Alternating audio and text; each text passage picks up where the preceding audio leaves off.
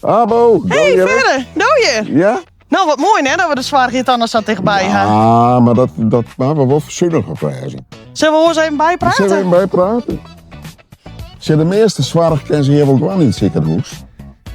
En dat maken we hier eigenlijk ook horen. En vooral jongens en 's nachts is het zonde dat mensen naar jou opmaken.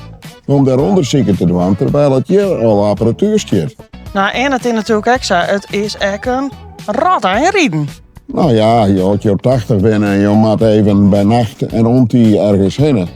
Dan ga je dat beter in de buurt gaan, als dat je dat verder voort gaat maken. Dus ik zei of dat je bent ziek is en die leidt ziek, die moet Dan ziek ben je achterin. hier gewoon stappen en daar moeten we wel een beetje zuinig op wezen. Nou, daar ben ik helemaal mee eens.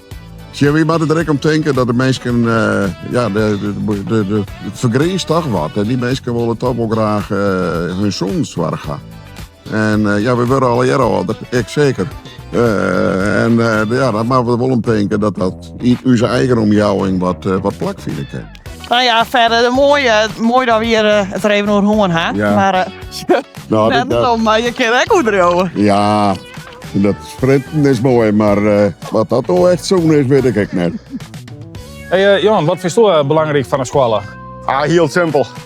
Dichtbij en kwalitatief met het goed werden. En dichtbij, de band die moet man erop zieken kennen, naar je kwaliteit, op het plein, sociale karakter. En Ja. doe, ja. Ja, daar ben ik helemaal mee eens. Daarbij moet ik boetenskwaliteit om, maar op school biatje kennen. Want ze hebben sociaal emotioneel maar ze hun sterk ontwikkelen. Dat is zo belangrijk in deze tijd. Ja, wat mooi dat is dan een vriendjes dichtbij gaan en dan kan je meisje al sporten naar je sportclub. Precies, Hè? ja. Wat bedoelt verder eigenlijk met de Wiekzuster en wat voor invloed hebben wij er als partij op? Nou, wat ik bedoel met de wiekzuster is eigenlijk hetzelfde wat vroeger de wiekzuster deed. Dat wie één contactpersoon werd in de huisarts, maar ik oren zorgverleners en de bewoners te plakken en voor de zorg in hun dorp of ik. Maar daar werken ze toch ik in de zorg? Ja, dat klopt verder, sure. Hier werk je. Oh heren. Ja, en wist wat zo mooi is verder? Dat je hard werkt in je eigen miauwing. En daar tik ik natuurlijk er net toe naar, want ik ben er net zo hard als jij. Nee, ik zit al op. De MNP bouwt verder ons zwaar dichtbij.